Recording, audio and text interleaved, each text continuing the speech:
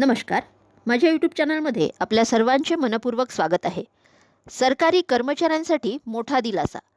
निवृत्तीनंतर आरोग्य सुविधा मिळवणे आता होणार सोपे. निवृत्त कर्मचाऱ्यांना मोठा दिलासा मिळाला आहे. डिजिटल माध्यमातून सुविधा उपलब्ध. आरोग्य सेवांचा लाभ सहज होणार उपलब्ध. चला तर जाणून घेऊयात सविस्तर अपडेट. त्यापूर्वी चॅनलला पहिल्यांदा भेट देत असाल तर लाईक करायला विसरू नका, सबस्क्राईब करायला विसरू नका, नवीन अपडेटसाठी बेल आयकनला प्रेस करायला विसरू नका आणि माहिती आवडल्यास आपल्या सहकारी मित्रांना शेअर करायला देखील विसरू नका. निवृत्त होणाऱ्या कर्मचाऱ्यांसाठी एक महत्त्वाचा बदल करण्यात आला आहे. निवृत्तीनंतर आरोग्य सुविधांचा लाभ घेण्यासाठी करावी लागणारी प्रक्रिया आता अधिक सोपी होणार आहे. आरोग्य मंत्रालयाने CGHS आणि भविष्य या दोन डिजिटल प्रणाली एकत्र जोडण्याचा निर्णय घेतला आहे. या नव्या व्यवस्थेमुळे निवृत्तीच्या काळात करावी लागणारी कागदपत्रांची धावपळ कमी होणार आहे. त्यामुळे निवृत्त कर्मचाऱ्यांना मोठा दिलासा मिळणार आहे. निवृत्तीनंतर CGHS कार्ड मिळवण्याची प्रक्रिया होणार जलद.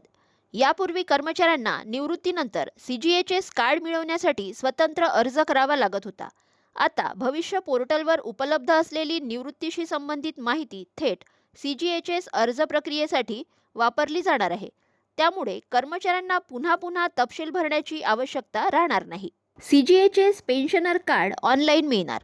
निवृत्तीची आवश्यक कागदपत्रे पूर्ण झाल्यानंतर आणि पेन्शन पेमेंट ऑर्डर तयार झाल्यानंतर कर्मचाऱ्यांना आवश्यक शुल्क ऑनलाईन भरता येणार आहे. त्यानंतर CGHS पेन्शनर कार्ड तयार केले जाईल.